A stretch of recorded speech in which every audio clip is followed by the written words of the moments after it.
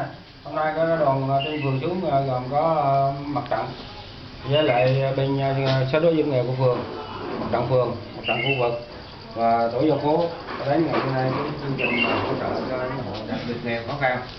Trong đó là bên số đối dân nghèo của phường hàng tháng sẽ hỗ trợ cho anh 10 cân gạo để cho anh dùng.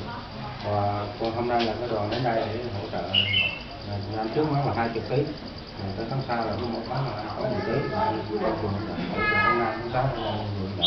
Hôm nay là đầu tiên phường rất cao các đoàn thể hậu đến đây để tặng cho anh.